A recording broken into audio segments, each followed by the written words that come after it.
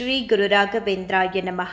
ಎಲ್ಲರಿಗೂ ನನ್ನ ನಮಸ್ಕಾರಗಳನ್ನ ತಿಳಿಸ್ತಾ, ಒಳ್ಳೆಯದೇ ಆಗಲಿ ಕೆಟ್ಟದ್ದೇ ಆಗಲಿ ಯಾರಾದರೂ ನಮಗೆ ಕೊಟ್ಟಿದ್ರೆ ನಾವು ವಾಪಸ್ ಕೊಡುವಂತಹ ಸಮಯ ಬಂದಾಗ ಕೊಟ್ಬಿಡ್ಬೇಕಂತೆ ಅನ್ನೋದನ್ನು ಈ ಒಂದು ವಿಡಿಯೋ ಮುಖಾಂತರ ತಿಳಿಸ್ತೀನಿ. ಗುರುವಾರ ಮನೇಲಿ ರಾಘವೇಂದ್ರ ಸ್ವಾಮಿಯವರ ಸೇವೆ ಸಿಕ್ಕಾಪಟ್ಟೆ ಚೆನ್ನಾಗಾಯಿತು. ಹಾಗೆ ಭಗವಂತನ ಸೇವೆ ಕೂಡ ಅದ್ಭುತವಾಗಿತ್ತು. ಶ್ರೀಕೃಷ್ಣ ಪರಮಾತ್ಮನಿಂದನೂ ಕೂಡ ಆಶೀರ್ವಾದನ ಪಡ್ಕೊಂಡೆ. ಸಿಕ್ಕಾಪಟ್ಟೆ ಖುಷಿಯಾಯಿತು. ನನಗೆ ರಾಯರ ಸೇವೆ ಅಂದ್ರೇ ಖುಷಿ. ಅವ್ರಿಗೆ ಹೂ ತರೋದಾಗಲಿ, ಅವ್ರಿಗೆ ಅಲಂಕಾರ ಮಾಡೋದಾಗಲಿ, ರಾಯರಿಗಾಗಿ ಪ್ರಸಾದಗಳನ್ನ ಮಾಡೋದಾಗಲಿ ನಂಗೆ ಸಖತ್ ಖುಷಿ ಕೊಡುತ್ತೆ. ರಾಯರ ಸೇವೆ ಮಾಡೋದಕ್ಕೆ ತುಂಬ ಖುಷಿಯಿಂದ ಮಾಡಿದೆ. ಮನೇಲಿ ಸೇವೆನ ಮುಗಿಸಿ ರಾಘವೇಂದ್ರ ಸ್ವಾಮಿಯವ್ರ ಮಠಕ್ಕೂ ಕೂಡ ಹೋಗಿದ್ದೆ. ನಮ್ಮೂರಲ್ಲಿರುವಂತಹ ರಾಘವೇಂದ್ರ ಸ್ವಾಮಿಯವರ ಮಠಕ್ಕೆ ಒಂದು ಹತ್ರ 12 ಗಂಟೆ ಆಗೋಗಿತ್ತು. ಹೋದಾಗ ತುಂಬ ಚೆನ್ನಾಗಿ ರಾಯರ ದರ್ಶನ ಆಯಿತು. ಅವ್ರ ಮುಂದೆ ನಿಂತಾಗ ಏನೋ ನನಗೆ ಅರಿವಿಲ್ದಾಗೆ ಕಣ್ಣಲ್ಲಿ ನೀರು ಬರ್ತಿತ್ತು. ಅದಾದ ಮೇಲೆ ರಾಯರನ್ನ ನೋಡಿ ಏನಾದರೂ ಸೇವೆ ಮಾಡಬೇಕಲ್ಲ ಮನಸ್ಸಲ್ಲೇ ಅಂದ್ಕೊಳ್ತಿದ್ದೆ. ಪ್ರದಕ್ಷಿಣೆ ಮಾಡೋಣ ಅಂತ ಹೇಳಿ ಒಂದು 5 ಬಾರಿ ಪ್ರದಕ್ಷಿಣೆ ನಮಸ್ಕಾರನ ಮಾಡಿದೆ. ನಾನು ಫಸ್ಟು ರಾಘವೇಂದ್ರ ಸ್ವಾಮಿಯವ್ರನ್ನ ನೋಡಿದ ತಕ್ಷಣ ಮಂಗಳಾರತಿನ ತೊಗೊಂಡೆ. ಮಂತ್ರಾಕ್ಷತೆನ ನಾನು ಇಸ್ಕೊಳ್ಳಿಲ್ಲ. ಸರಿ ಕೊನೆಯಲ್ಲಿ ತೊಗೊಳ್ಳೋಣ ಅಂತ ಹೇಳಿಬಿಟ್ಟು ನಾನು ಒಂದು 5 ರೌಂಡ್ ಪ್ರದಕ್ಷಿಣೆನ ಮಾಡಿದೆ. ಮಾಡ್ತಾ ಇರಬೇಕಾದ್ರೆ ಅಲ್ಲಿ ಒಬ್ಬರು ಸೇವೆಗೆ ಅಂತ ಹೇಳಿ ಕಸನ ಗುಡಿಸ್ತಿದ್ರು ಮಠದೊಳಗಡೆ. ನಾನು 5 ಸಲ ಅಂದರೆ 5 ರೌಂಡು ಪ್ರದಕ್ಷಿಣೆ ನಮಸ್ಕಾರನ ಮಾಡೋಣ ಅಂತ ಅಂದ್ಕೊಂಡ್ಬಿಟ್ಟಿದ್ದೆ. ರಾಯರ ಮುಂದೆ ನಿಂತ್ಕೊಂಡು ಯಾರೋ ಒಬ್ಬರು ಆಂಟಿ ಕಸ ಗುಡಿಸ್ತಾನೆ ಇದ್ದಾರೆ, ನನಗೆ ಅವಕಾಶ ಸಿಗುತ್ತೋ ಇಲ್ವೋ ಅನ್ನೋದು ಒಂದು ಕಡೆ ಇರಲಿ, ಈ 5 ರೌಂಡ್ ಕಂಪ್ಲೀಟ್ ಮಾಡೋಣ ಅಂತ ಹೇಳಿ ಒಂದು ಕಡೆ ಸರಿ ಪ್ರದಕ್ಷಿಣೆ ನಮಸ್ಕಾರನ 5 ರೌಂಡು ಕಂಪ್ಲೀಟ್ ಮಾಡಿದೆ. ಅದಾದಮೇಲೆ ಆ ಆಂಟಿಯವರು ಕಸ ಗುಡಿಸ್ತಿದ್ರು. ಕೇಳಿದೆ ನೀವು ಯಾರು ಅಂತ. ಅದಕ್ಕೆ ಅವ್ರು ಹೇಳಿದ್ರು ನಾನೊಬ್ಬರು ಭಕ್ತರು ಸೇವೆ ಮಾಡ್ತಾಯಿದ್ದೀನಿ ಅಂತ ಅಂದರು. ಹೌದಾ, ನನಗೂ ಸ್ವಲ್ಪ ಕೊಡ್ತೀರಾ ಅಂತ ಕೇಳಿದೆ. ಪಾಪ ನಾನು ಕೇಳಿದ ತಕ್ಷಣ ಅವರು ಕೊಟ್ಟರು.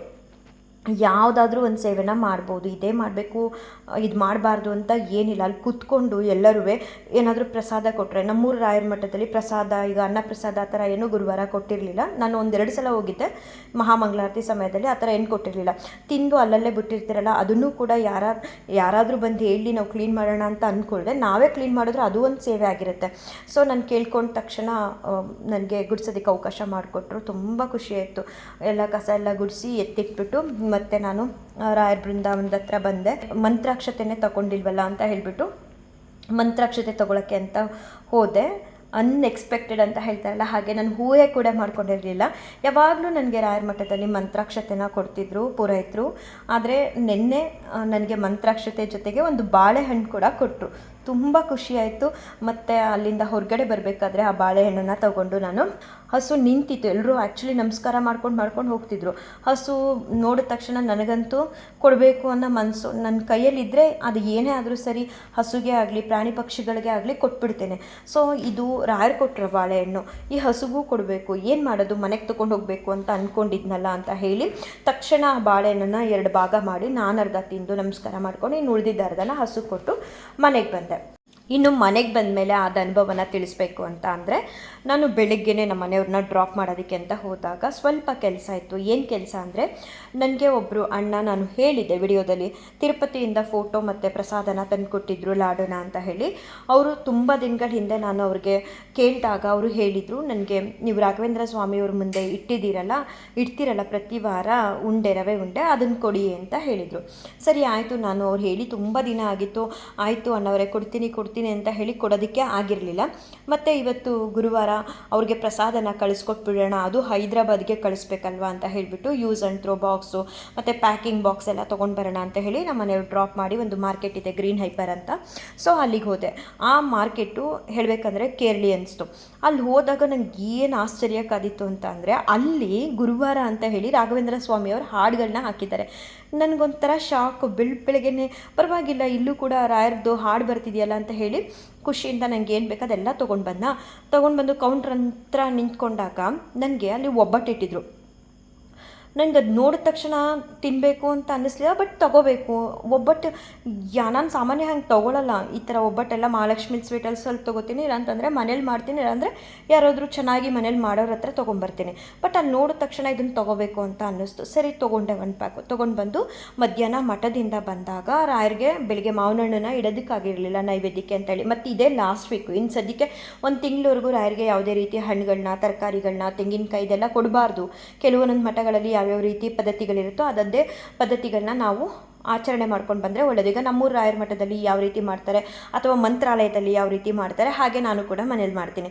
ಸೊ ಇನ್ನು ಒಂದು ತಿಂಗಳು ರಾಯರಿಗೆ ಹಣ್ಣೆಲ್ಲ ಕೊಡಬಾರ್ದಲ್ಲ ಅಂತ ಹೇಳಿ ಅದೇನೋ ಗೊತ್ತಿಲ್ಲ, ನೆನ್ನೆ ಮಾರ್ಕೆಟಲ್ಲಿ ನನಗೆ ತುಂಬ ಎಲ್ಲಿ ನೋಡಿದ್ರು ಸೀತಾಫಲ ಹಣ್ಣೆ ಕಾಣಿಸ್ತಿತ್ತು, ಅದೇನೇ ತೊಗೊಂಡೆ. ಜೊತೆಗೆ ಮಾವಿನ ಹಣ್ಣು ತೊಗೊಂಡೆ. ಬೆಳಿಗ್ಗೆ ನೈವೇದ್ಯಕ್ಕೆ ಇಡೋದಕ್ಕೆ ತಟ್ಟೆಯಲ್ಲಿ ಆಲ್ರೆಡಿ ಓವರ್ಲೋಡ್ ಆಗಿತ್ತು ಪ್ರಸಾದಗಳೆಲ್ಲ. ಸೊ ಮಧ್ಯಾಹ್ನಕ್ಕೆ ನೈವೇದ್ಯಕ್ಕೆ ಅಂತ ಇಟ್ಟು ನೈವೇದ್ಯ ಮಾಡೆಲ್ಲ ಆದಮೇಲೆ ನನಗೆ ಕನಿಸ್ತು ಒಬ್ಬಟ್ಟೇ ಕೊಡಲಿಲ್ವಲ್ಲ ಅಂತ ಹೇಳಿ, ಸರಿ ರಾಯರ ಹತ್ರ ಹೋಗ್ಬಿಟ್ಟು ಸ್ವಾಮಿ ಒಬ್ಬಟ್ಟನ್ನ ತೊಗೊಳ್ಳಿ ಅಂತ ಹೇಳಿ ಒಬ್ಬಟ್ಟನ್ನ ಕೊಟ್ಟಲ್ಲ ಆದಮೇಲೆ ನಾನು ಸ್ವಾಮಿ ನಾನು ಸ್ವಲ್ಪ ಹೊತ್ತು ಮಲ್ಕೋತೀನಿ. ಅದೇನೂ ಗೊತ್ತಿಲ್ಲ, ನಂಗೆ ರಾಯರಂದರೆ ಬಹಳ ಪ್ರೀತಿ, ಅಷ್ಟಿಷ್ಟಲ್ಲ. ನಾನು ಎಷ್ಟು ಸಮಯನ ರಾಯರ ಮುಂದೆ ಕಳೀತೀನಿ ಅಂದರೆ ಆ ಟೈಮ್ ಹೋಗೋದೇ ಗೊತ್ತಾಗಲ್ಲ. ಎಷ್ಟು ಬಾರಿ ಕೂತ್ಕೊಂಡು ಎಷ್ಟು ಅವ್ರ ಜೊತೆ ಮಾತಾಡಿದ್ರು ನಂಗೆ ಸಾಕು ಅಂತ ಇವತ್ತಿನವರೆಗೂ ಅನಿಸಿಲ್ಲ. ಬೇಜಾರಾಗ್ತಿದೆ, ಇಲ್ಲಿಂದ ಎದ್ದೋಗ್ಬಿಡೋಣ, ಏನಾರೇ ದೇವ್ರ ಮನೆಯಲ್ಲೇ ಕೂತ್ಕೊಳ್ಳೋದು ಅಂತ ನನಗೆ ನಿಜವಾಗ್ಲೂ ಇವತ್ತಿನವರೆಗೂ ಅನಿಸಿಲ್ಲ. ಸರಿ ಅವ್ರ ಜೊತೆ ಎಲ್ಲ ಮಾತಾಡಿ ರಾಯರ ಜೊತೆ ನಾನು ಮಲ್ಕೋತೀನಪ್ಪ, ನನ್ನ ಕನ್ಸಲ್ಲಿ ಬಂದ್ಬಿಡಿ, ಖುಷಿಯಾಗುತ್ತೆ ಅಂತ ಹೇಳಿ ಮಲ್ಕೊಂಡೆ. ಸೊ ನಾನು ಎದ್ದಾಗ ಹೇಗೆ ಎಚ್ಚರ ಆಯಿತು ಅಂತ ಅಂದರೆ ಹೊರಗಡೆ ಎಲ್ಲ ಸ್ವಲ್ಪ ಸದ್ದಾಗ್ತಿತ್ತು. ನಾನು ಏನಪ್ಪ ಇದು ಇಷ್ಟೊಂದು ಬಾಗಿಲೆಲ್ಲ ಮತ್ತು ಅಕ್ಕಪಕ್ಕದಲ್ಲೆಲ್ಲ ಸೌಂಡ್ ಆಗ್ತಿದೆಯಲ್ಲ ಅಂತ ಹೇಳಿ ಎದ್ದ ತಕ್ಷಣ ನನಗೆ ಅನ್ನಿಸ್ತು ಏನಾದರೂ ಕೋತಿಗಳು ಬಂದಿರ್ಬೋದಾ ಅಂತ. ಹೋಗಿ ಕಿಟಕಿಲಿ ನೋಡಿದೆ, ಕೋತಿಗಳು ಯಾವುದೂ ಕೂಡ ಕಾಣಿಸ್ಲಿಲ್ಲ. ಬಂದಿಲ್ಲ ಅಂತ ಅಂದ್ಬಿಟ್ಟು ನಾನು ಸುಮ್ಮನೆ ಕೂತಿದ್ದೆ ಫೋನ್ ನೋಡ್ತಾ. ಮತ್ತೆ ಏನೋ ಒಂಥರ ಸದ್ದಾದಂಗೆ ಕೇಳಿಸ್ತು. ಸರಿ ಮತ್ತೆ ನಾನು ಬಾಗಿಲು ತೆಗೆದೇ ನೋಡೋಣ ಅಂತ ನೋಡಿದ್ನ, ಸ್ವಲ್ಪ ದೂರದಲ್ಲಿ ಕೋತಿಗಳಿತ್ತು. ಆಮೇಲೆ ನಮ್ಮ ಮನೆ ಹತ್ರನೂ ಬಂದೇ ಬರುತ್ತೆ ಕೋತಿ ಅಂತ ಅಂದ್ಕೊಂಡು ಕೂತಿದ್ನ, ನೋಡಿದ್ರೆ ಹೊಸ್ಲು ಹತ್ರನೇ ಬಂದುಬಿಡ್ತು ಕೋತಿ. ಆವಾಗ ಸಡನ್ನಾಗಿ ನನಗೆ ಏನು ಕೊಡಬೇಕು ಅಂತ ಅನ್ನಿಸ್ತು ಮನಸ್ಸಿಗೆ ಅಂದರೆ, ರಾಯರ ಮುಂದೆ ಒಬ್ಬಟ್ಟಿಟ್ಟಿದ್ನಲ್ಲ, ನನಗೆ ತಿನ್ನಬೇಕು ಅನ್ನೋ ಬಯಕೆಯಿಂದ ನಿಜವಾಗ್ಲೂ ತೊಗೊಳ್ಳಿಲ್ಲ ಬೆಳಿಗ್ಗೆ ಒಬ್ಬಟ್ಟು. ಅದೇನೋ ಗೊತ್ತಿಲ್ಲ, ಈ ಒಬ್ಬಟ್ಟನ್ನ ತೊಗೋಬೇಕು ಅಂತ ಅನ್ನಿಸ್ತು, ತೊಗೊಂಡು ಬಂದು ರಾಯರು ಕೊಟ್ಟಿದ್ದೆ. ಸೊ ಆ ಒಬ್ಬಟ್ಟನ್ನ ತೆಗೆದು ನಾನು ಕೋತಿಗಳು ಬಂದ್ವಲ್ಲ ಆ ಕೋತಿಗೆ ಕೊಟ್ಟೆ. ಮತ್ತು ಬೆಳಿಗ್ಗೆ ರಾಯರಿಗೆ ಅಂತ ಇಟ್ಟಿದ್ದು ಸೀತಾಫಲನ ಕೊಟ್ಟೆ. ಅದೇನು ಎಷ್ಟು ಖುಷಿ, ಮತ್ತು ಏನೋ ಒಂದು ರೀತಿ ನಮ್ಮ ಜೊತೆ ಭಗವಂತನ ಹುಡ್ಕೊಳ್ಳೋದೇ ತುಂಬ ಕಷ್ಟ. ಭಕ್ತಿ ಮಾರ್ಗದಲ್ಲಿ ಹೋಗಬೇಕು, ಭಗವಂತನ ಹೊಲಿಸ್ಕೋಬೇಕು ಅಂದರೆ ನಾವು ಆತ್ಮಶುದ್ಧತೆ ಮಾಡ್ಕೋಬೇಕು, ಎಷ್ಟೋ ವಿಚಾರಗಳನ್ನ ನಾವು ತಿಳ್ಕೋಬೇಕು. ಮತ್ತು ನಾವು ಪರಿಪಕ್ವವಾದಾಗ ಭಗವಂತನ ಒಂದು ಅನುಗ್ರಹ ಆಶೀರ್ವಾದ ಹೆಚ್ಚಾಗಿ ಪಡ್ಕೊಳ್ಳೋದಕ್ಕೆ ಸಾಧ್ಯ. ಅದೆಲ್ಲ ಆಗಬೇಕು ಅಂದರೆ ಭಗವಂತನ ದಯೆ ಇರಬೇಕು. ಅಂಥದ್ರಲ್ಲಿ ನನಗೆ ಎಷ್ಟು ಖುಷಿ ಅಂತ ಅಂದರೆ, ನೈವೇದ್ಯಕ್ಕೆ ಅಂತ ನಾನೇನು ಮನೇಲಿ ಒಬ್ಬಟ್ಟು ಮಾಡಿರಲಿಲ್ಲ, ಬಟ್ ತೊಗೋಬೇಕು ಅಂತ ಅನ್ನಿಸ್ತು. ತಗೊಂಡ್ಮೇಲೆ ಸಡನ್ನಾಗಿ ಈ ಗುರುವಾರ ಹೊಸ್ಲು ಮೇಲೆ ಬಂದು ಆಂಜನೇಯ ಸ್ವಾಮಿ ರೂಪದಲ್ಲೇ ಈ ಕೋತಿಗಳು ಕೂತ್ಕೊಂಡಾಗ ಎಷ್ಟು ಖುಷಿ ಆಯಿತು ಅಂತ ನನಗೆ ಅಷ್ಟಿಷ್ಟಲ್ಲ. ಸರಿ ಅದಕ್ಕೆಲ್ಲ ಪ್ರಸಾದ ಎಲ್ಲ ಕೊಟ್ಟೆ. ಅದಾದಮೇಲೆ ನಮ್ಮ ಮನೆಗೆ ತಿರುಪತಿಯಿಂದ ಫೋಟೋನ ಹೈದ್ರಾಬಾದಿಂದ ತಂದು ಕೊಟ್ಟಿದ್ರು. ಏನಾದರೂ ಒಂದು ಮಾಡಬೇಕು, ಅವ್ರಿಗೆ ಏನಾದರೂ ಒಂದು ಕೊಡಬೇಕು. ಹೇಗೆ ಕೊಡೋದು?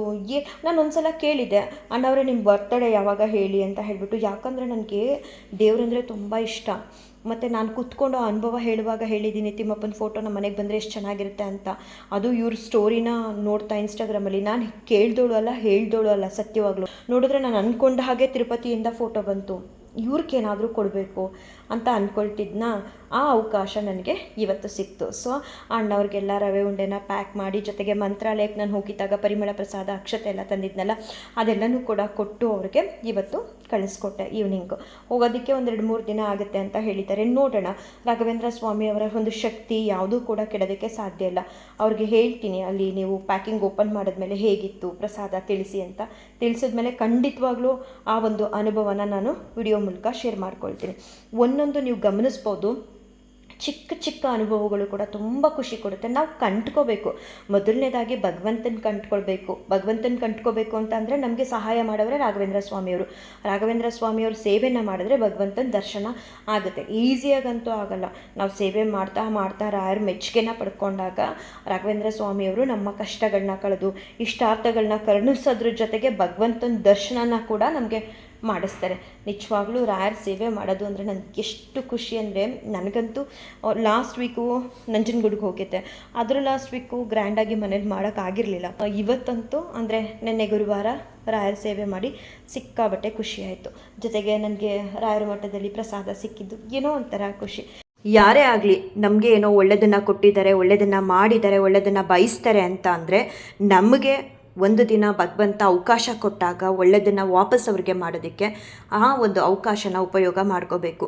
ನಾನು ನಿಜವಾಗ್ಲೂ ಅಂದ್ಕೊಂಡಿರಲಿಲ್ಲ ನಮ್ಮನೇಲಿ ಮಾಡುವಂತಹ ರಾಘವೇಂದ್ರ ಸ್ವಾಮಿಯವರ ಪ್ರಸಾದನ ನಾನು ಒಂದು ದಿನ ಹೈದ್ರಾಬಾದ್ಗೆ ಕೊರಿಯರ್ ಮೂಲಕ ಕಳಿಸ್ಕೊಡ್ತೀನಿ ಅಂತ ಎಲ್ಲವೂ ಕೂಡ ರಾಯರಿಚ್ಛೆ. ಹಾಗೆ ಯಾರಾದರೂ ನಮಗೆ ಕೆಟ್ಟದ್ದನ್ನು ಮಾಡಿದ್ರೆ ಖಂಡಿತ ವಾಪಸ್ ಅವ್ರಿಗೆ ದುಪ್ಪಟ್ಟು ಕೆಟ್ಟದ್ದನ್ನು ಮಾಡೋಕ್ಕೆ ಹೋಗದೆ ಎಲ್ಲವನ್ನೂ ಕೂಡ ರಾಘವೇಂದ್ರ ಸ್ವಾಮಿಯವರ ಪಾದಕ್ಕೆ ಹಾಕಿ ದೇವ್ರ ಹಾಗಿದ್ದುಬಿಟ್ರೆ ರಾಘವೇಂದ್ರ ಸ್ವಾಮಿಯವರು ನಮ್ಮ ಬದಲಾಗಿ ಕೆಟ್ಟದ್ದನ್ನು ಮಾಡಿದವ್ರಿಗೆ ಯಾವ ರೀತಿ ಉತ್ತರನ ಕೊಡಬೇಕು ಅಂತ ಅವ್ರಿಗೆ ಚೆನ್ನಾಗಿ ಗೊತ್ತಿರುತ್ತೆ. ಸೊ ನಾವು ನಮಗೆ ಕೆಟ್ಟದ್ದನ್ನು ಏನೋ ಕೊಟ್ಟಿದ್ದಾರೆ, ನಮಗೆ ಒಂದು ಸಮಯ ಬರ್ತಿದೆ ಕೊಟ್ಬಿಡೋಣ ಕೆಟ್ಟದ್ದು ಅಂತ ಅಂದ್ಕೊಳುತ್ತೆ. ಆ ಕ್ಷಣದಲ್ಲೂ ಕೂಡ ಇನ್ ಕೇಸ್ ನಮ್ಗೆ ಯಾರೋ ಒಂದು ಏನೋ ಕೆಟ್ಟದ್ದು ಮಾಡಿರ್ತಾರೆ, ನಮಗೂ ಒಂದಿನ ಅವಕಾಶ ಬರುತ್ತೆ ಅವ್ರಿಗೆ ಕೆಟ್ಟದ್ದನ್ನು ಮಾಡೋದಕ್ಕೆ. ಅಂಥ ಸಮಯದಲ್ಲೂ ಕೂಡ ನಾವು ಬೇಡಪ್ಪ, ನಮಗೆ ಅವ್ರು ಕೆಟ್ಟದ್ದನ್ನು ಮಾಡಿದ್ರು ಪರವಾಗಿಲ್ಲ, ದೇವರಿದ್ದಾರೆ ನೋಡ್ಕೊಳ್ತಾರೆ, ನಾವು ಮಾತ್ರ ಅಂಥದ್ದನ್ನು ಮಾಡೋದು ಬೇಡ ಅಂತ ಹೇಳಿ ಸುಮ್ಮನಿದ್ರೆ ರಾಘವೇಂದ್ರ ಸ್ವಾಮಿಯವರ ಹೆಚ್ಚಿನ ಒಂದು ಅನುಗ್ರಹ ಆಶೀರ್ವಾದನ ಪಡ್ಕೋಬೋದು. ಅದೆಲ್ಲದಕ್ಕಿಂತ ನಿಜವಾಗ್ಲೂ ನಾವು ಎಷ್ಟು ಹೂವು ಹಾಕಿ ಪೂಜೆ ಮಾಡ್ತೀವೋ ಇಲ್ವೋ, ಅವ್ರಿಗೆ ಸ್ತೋತ್ರಗಳು ಹೇಳ್ತೀವೋ ಇಲ್ವೋ, ನಮ್ಮ ಒಂದೊಂದು ಒಳ್ಳೆ ಗುಣಗಳನ್ನೂ ಕೂಡ ರಾಘವೇಂದ್ರ ಸ್ವಾಮಿಯವರು ಇಷ್ಟಪಡ್ತಾರೆ. ಮತ್ತು ಅವ್ರಿಗೆ ನಾವು ಮೆಚ್ಚುಗೆ ಆಗಿಬಿಟ್ರೆ ಮಾತ್ರ ರಾಯರು ಸದಾ ನಮ್ಮ ಜೊತೆ ಇರ್ತಾರೆ. ನಾವು ರಾಯರನ್ನ ಹುಡುಕೋದು ಬೇಡ, ರಾಯರೇ ನಮ್ಮನ್ನು ಎಲ್ಲೂ ಕೂಡ ಯಾವುದೇ ಕಷ್ಟ ಕಾರ್ಪಣ್ಯಗಳಿಗೆ ಸಿಕ್ಕಾಕೊಳ್ದ ಹಾಗೆ ನಮ್ಮ ಇಷ್ಟಾರ್ಥಗಳನ್ನ ಕರುಣಿಸ್ತಾ ಸದಾ ನಮ್ಮ ಜೊತೆಯಲ್ಲಿ ನಮ್ಮ ಮನೆಗಳಲ್ಲಿ ನೆಲೆಸ್ತಾರೆ ಅನ್ನೋ ಒಂದು ವಿಚಾರನ ತಿಳಿಸ್ತಾ ಈ ಒಂದು ವಿಡಿಯೋನ ಏನು ಮಾಡ್ತೀನಿ. ಶ್ರೀ ಕೃಷ್ಣಾರ್ಪಣಮಸ್ತು, ಶ್ರೀ ಕೃಷ್ಣಾರ್ಪಣಮಸ್ತು, ಶ್ರೀ ಕೃಷ್ಣಾರ್ಪಣಮಸ್ತು.